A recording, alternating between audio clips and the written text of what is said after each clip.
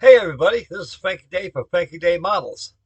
Okay, for this beautiful Monday, sunny and partly cloudy day today I have here in Ohio land, I got a special video right here for you. The vinyl reveal will follow after this for the stand rear. Stand rear is all done. And I got the pictures up outside, pictures, got them uploaded. And so while it's uploading, I can make this video. That way I can kill two birds with one stone. Okay, this is called a side-by-side HELLDIVER build. I'm building two HELLDIVERs, the prototype SBC-3 or 4 and the SB2C-3 HELLDIVER. The one that was actually used during the war is redesigned from the SBC-3. Now, I'm going to get started here. I was toying around. I went down there to my warehouse, my storage area. I took a ton of models I built here, put them in there for storage, so I can make room here to build more. And my house is coming up pretty soon. I got LB Jones. He told me that Miss Jones told me that I could probably get in there probably next month. Boy, I hope so, guys. I really do. And I want to take his trailer and tow it, put it on next to the house. He don't mind. And I told him as long as I'm alive, your rent will be paid in full. So I got 3 pensions coming in, and it's positive income, sir. And he goes, I know, I ain't worried about that. We can work something out, so I said, I like the way you talk. I said, maybe we can. I'm quite certain that we can. So I got that shaking, guys. That's why I'm really happy building all these models all of a sudden, because I know I'm going to start back in my building mode again and start, as long as I take these things and put them storage, take storage and move to the house. That's my plan. See, that's my plan. That's working. Like the old saying, like my daddy used to tell me when I was a very young man, he said, chin up, lad. And he goes, good things come to those that who wait. Well, it's true. And they do. Not only for me, but for you. Okay, let's get back to business. This build I got going on is called a side-by-side HELLDIVER build. And if anybody wants to join in with me, that's fine. Uh, Actually, it was just a build, just building 2 different aircraft, the same type of aircraft, just earlier and later designs. But if you guys like to have throw a HELLDIVER in with me, that's fine, guys. That's fine. So anyway, I showed this last night on the update on the bench when I got shaken. We're gonna have live action night too on the B-26, so stay posted that night too. So today you get 3 videos. Okay, this is a 1/32 scale SBC-3 height a HELLDIVER. This is a vacuum form kit made by Combat Models. I showed this to you last night. I'll show it to you again.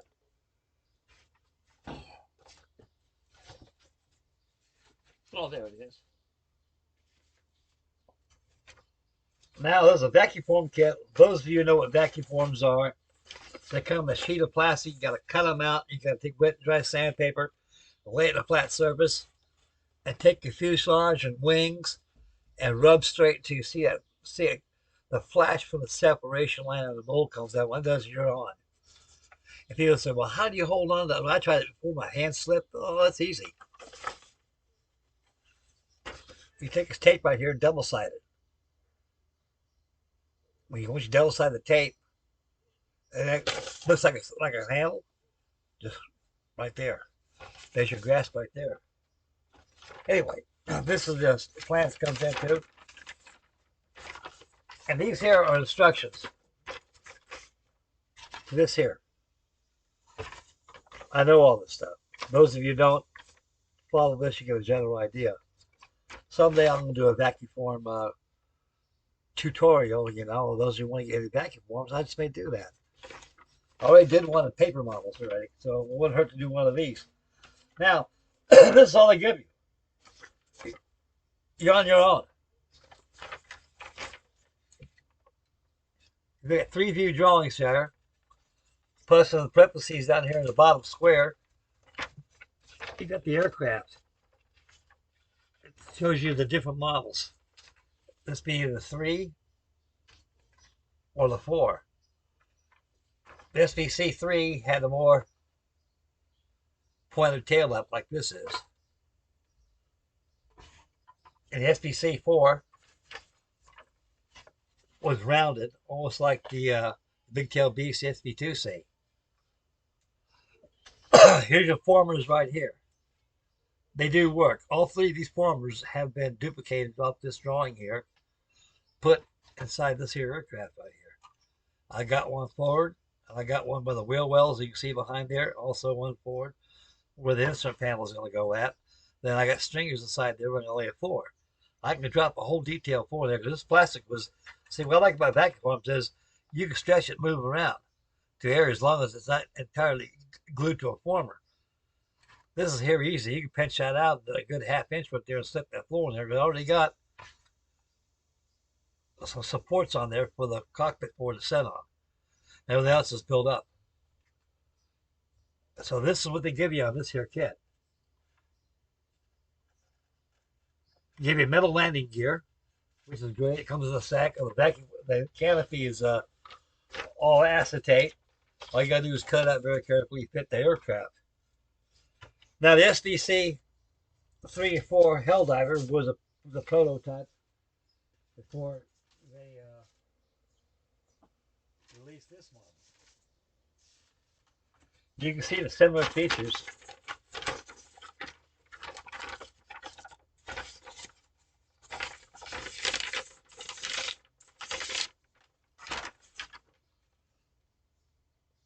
On the SBC-3 and 4 and 1.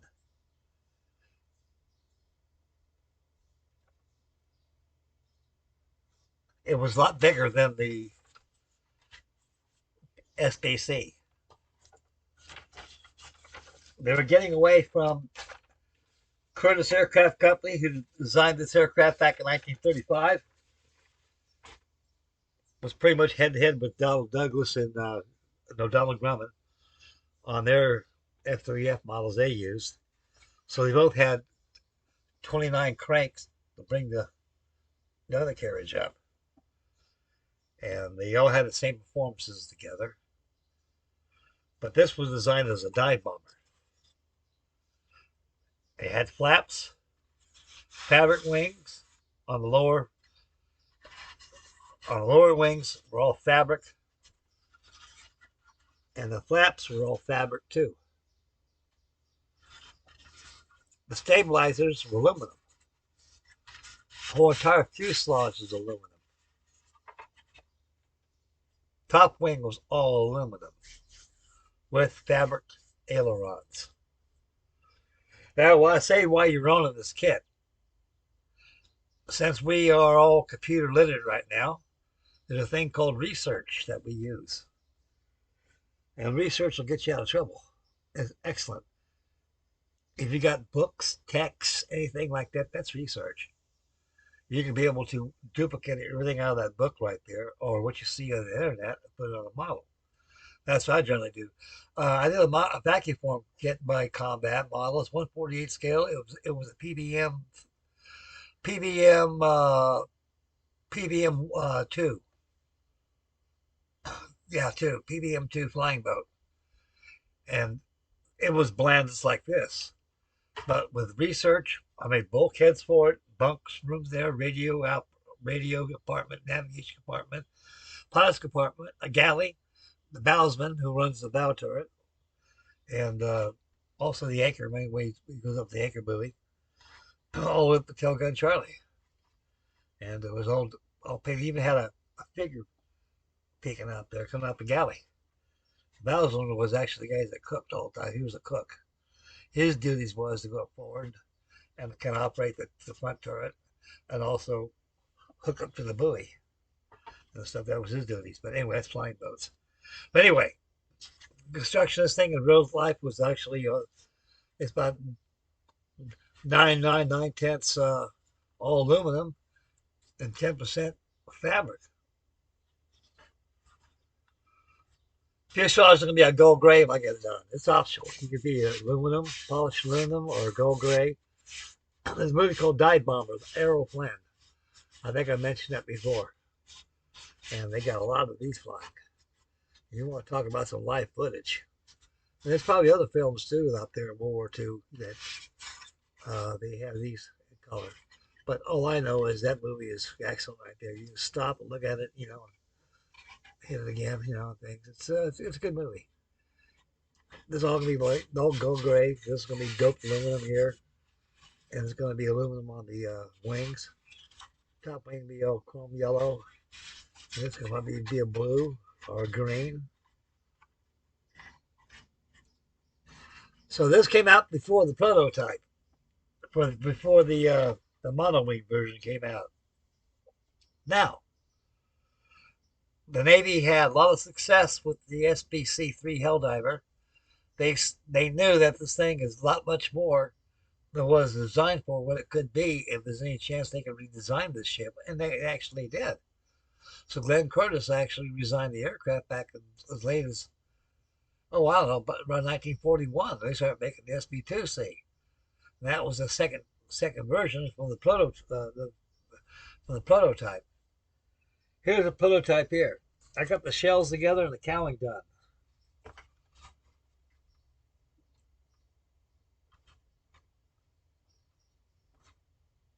I've already got the formers made and ready on a sheet plastic. All I can do is slip it through here and pull up, get my former right there, and inside there I can glue supports to put the flight deck on there. And also the kit gives you consoles too, actually really detailed too. And side consoles can make throttle controls, pitch, and all the other stuff. But it's pretty much up from scratch. When I say when their hands take off, yours take over. That's why you got research out there, because there's no parts. There's no parts.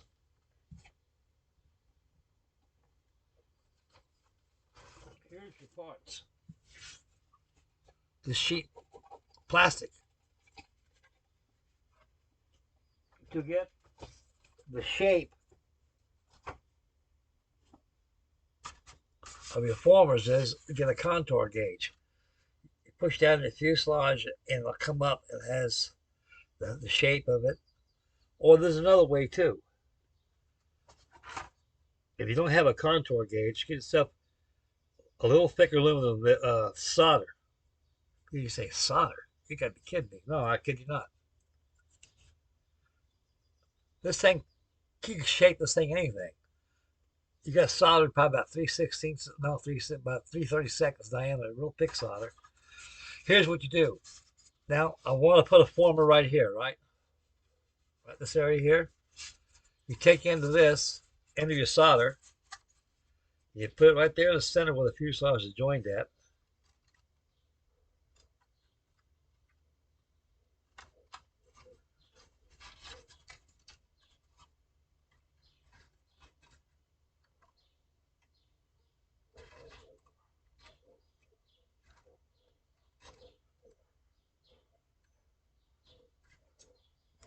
There you go. Get a piece of paper, put a center line. Very carefully trace this out. There, get some bulkhead and pop it in.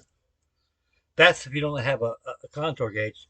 I highly suggest this is too thin. I got some bigger stuff that works very well. It works very well. I learned that from my father years ago. Because I don't think they had a contour gauge back in those days. They more or less had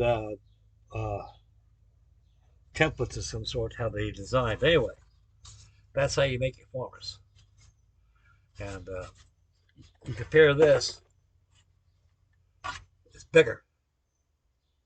That's right. They designed the whole thing from the prototype.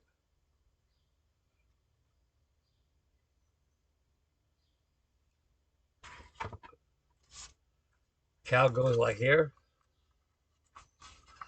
They got a white cyclone motor. Or there's going to be a former right there anyway. And the wing's about like this on it. It's pretty good size. The thing's about the same size as the TBD by Trumpeter. This is a combat kit. Here's the plans. They give you two sets of plans on here, double-sided. Where the hell am I at? Yeah, there you go. These old reference show you got to use this. Make sure you're in scale. They give you enough stuff on here to make it right.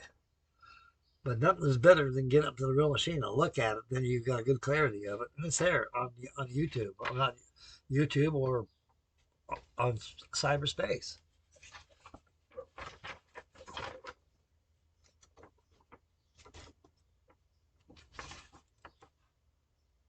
And they got the formers right here where they go.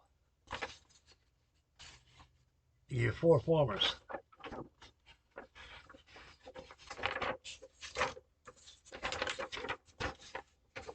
So there's a combat vacuum form like most vacuum forms. There are a few out there, gentlemen, that give you pretty much everything in the kit. Even with formers, they're already formed on the kit already. But combat vacuum forms, they came out back in the 70s. And their kits are more or less geared to, well, like somebody knows what they're doing, I guess. But they don't give you as much as they used to. Now, they used to give you a lot of parts. Now you can buy parts for them that are already cast in resin.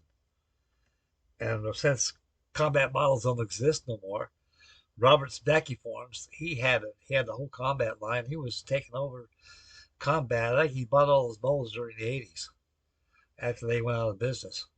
And he'd build you a kit, and you need parts like that, give you propellers, engines like that. So all those features that come with kits, so you gotta make your own. Here's how big this bad boy is. That's the top view.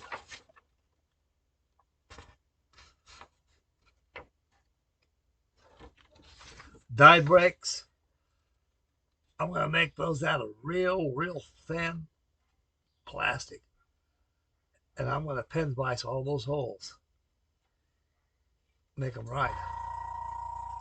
Now, I'm beginning to wonder, since Affinity makes the 1/32 scale HELLDIVER, I wonder they got aftermarket parts for 1/32 scale, like resin landing gears, oleos, and tires, stuff like that. It is.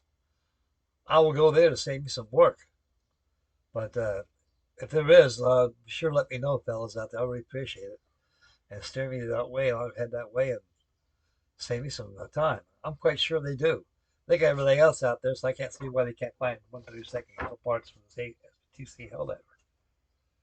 Okay, that's the top side. Here's the bottom side. You see the Bombay door. It carried double trapeze.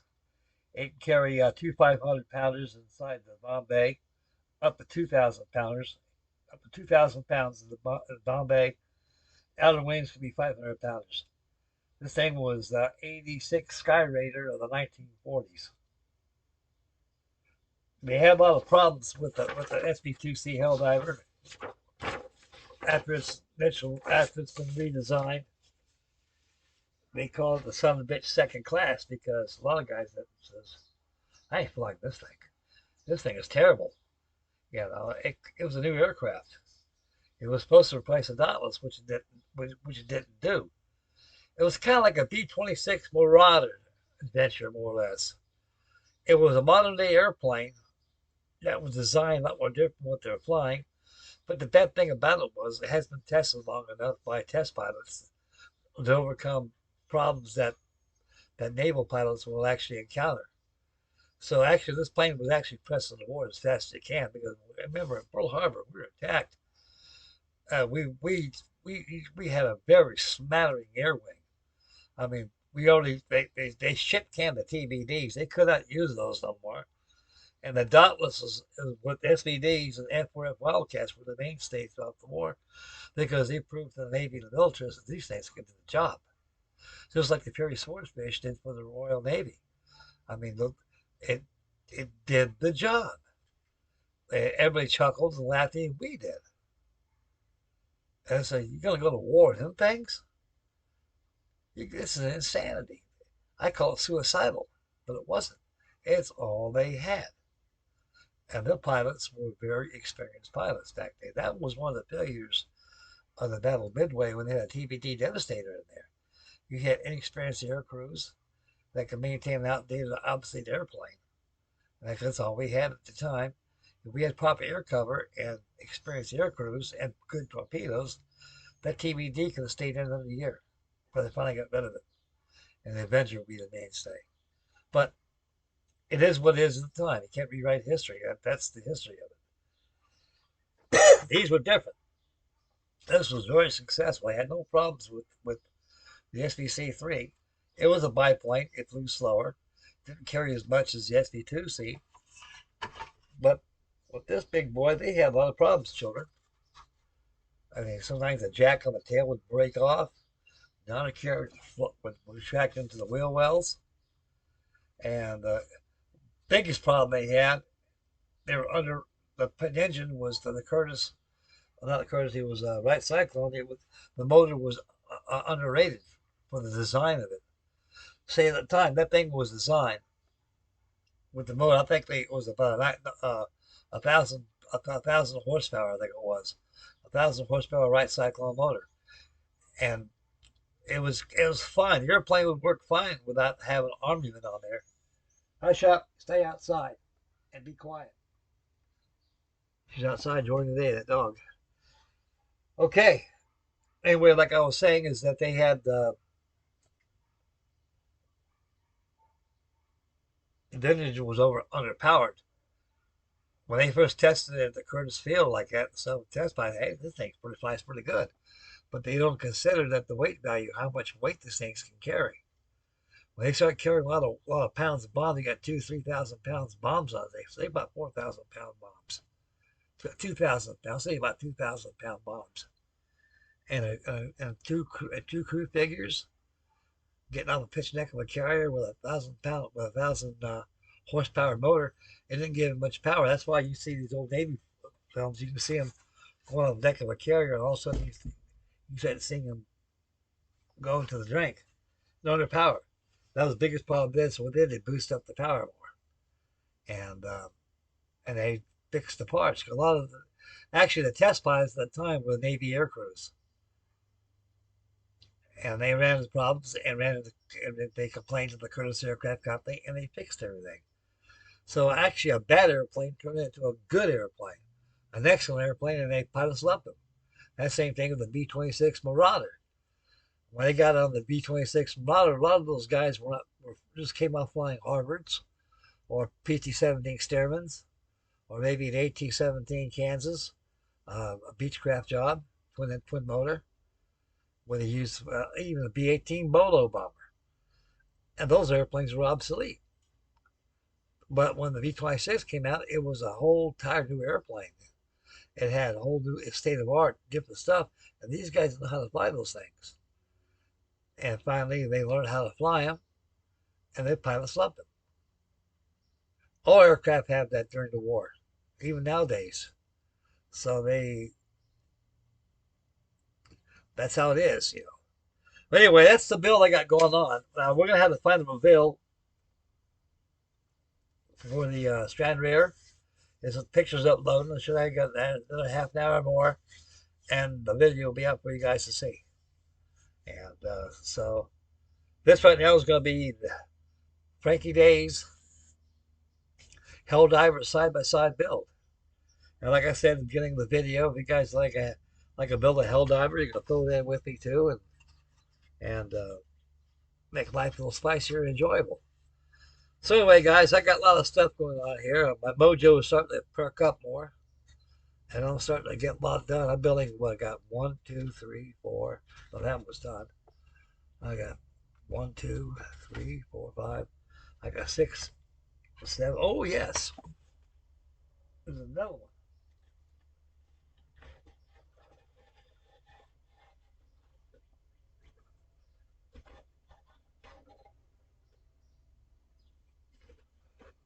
Got all the parts now. I say save these things. These things really a lifesaver. This is a 1954 monogram. Well, this is actually a 70s model, but the original mold of this thing was 1954. It was painted in yellow plastic. Then they came out with the Trojan and aluminum plastic for the Air Force. This is the United States Navy one.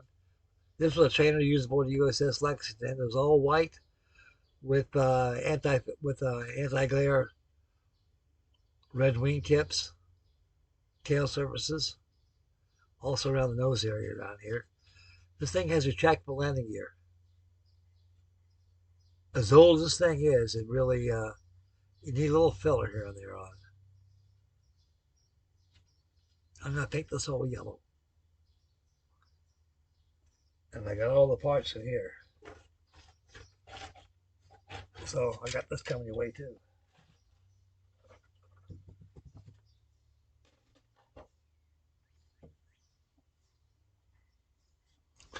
Okay, that'll be it for this for right now, guys. So stay posted for the final reveal for the Strand Rare. Charlie Max and Frankie Day's buddy build got going on here. Charlie, be sure to go see Charlie Mack's video of the final reveal for his end. He did an exceptional, superb job. All natural aluminum. He did a wonderful job. That thing needs to be put in a display case. I'm very proud of it. He did a wonderful job on his. And so mine's different color schedule, as you can tell. And I want to go ahead and put her in a box. And so she won't get broken. Okay, I'm out of here right now, guys. Make mama happy. Take care of the little ones always. Take care of yourself. Spend wisely. Stay focused when you drive. Get yourself a kit. Nice day for a barbecue.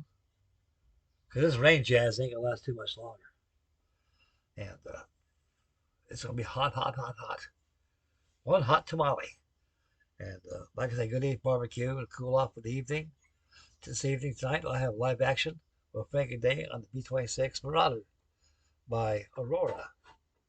And we'll have that going for you this evening. So you guys get 3 videos. What a treat. Okay, I'm out of here, boys.